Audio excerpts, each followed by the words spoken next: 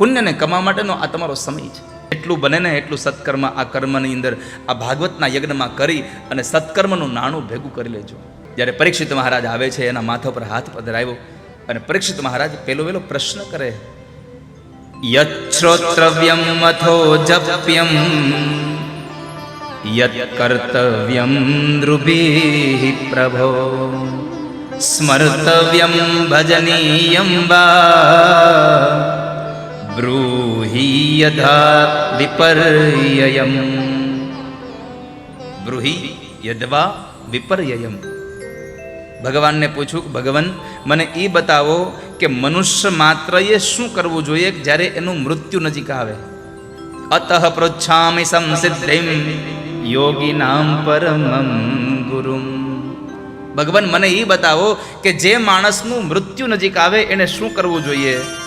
મનુષ્યએ કોનું શ્રવણ કરવું, કોનો જપ કરવો, કોનું સ્મરણ કરવું, કોનું ભજન કરવું, શું શું કરવું અને શું ન કરવું. બ્રૂહિ યદ્વા વિપર્યયમ.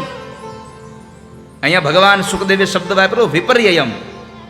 જે કરવું જોઈએ એ તો મને કયો જ, પણ જે ન કરવું જોઈએ એ હોતે યાદ કરાવો મને.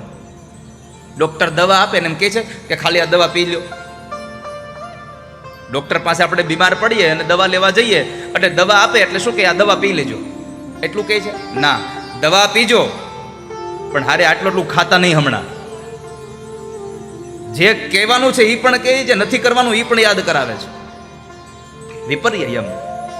તો ભાગવતના આ મનુષ્ય માત્રનો પ્રશ્ન છે, ભગવાન અમારે શું કરવું જોઈએ એ પણ કહો અને શું ન કરવું જોઈએ એ પણ કહો.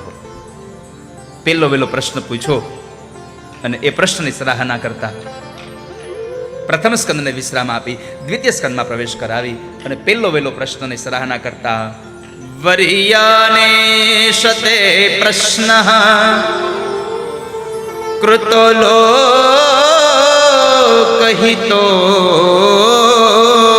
નૃપ આત્મવિત સંમત પુંસા શ્રોતવ્યાદિષુ પર. ભગવાનને કહ્યું, સુખદેવજી મહારાજ કહે છે, રાજા ધન્ય છે તારા પ્રશ્નને કે આટલો સરસ પ્રશ્ન તને થયો. કારણ કે આ પ્રશ્ન તારો એકલા માટે નથી, આ પ્રશ્ન બધા માટે છે કે જેનું મરણ નજીક હોય એને શું કરવું જોઈએ. જેનું મરણ નજીક હોય એને એક જ કામ કરવું જોઈએ. એતાવન સાંખ્ય યોગાભ્યામ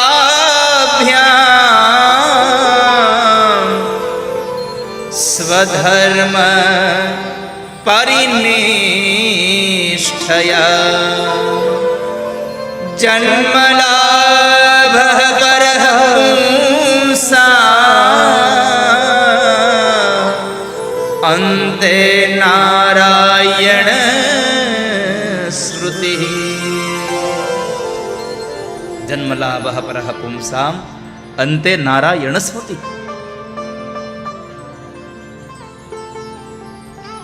રાજા, જે માણસ આ સંસારમાં આવે મરે છે, જાત સહી ધ્રુવ મૃત્યુ. પણ રાજા એક કામ કરો, તમે આવ્યા છો ને તો સત્કર્મ કરતા જાઓ.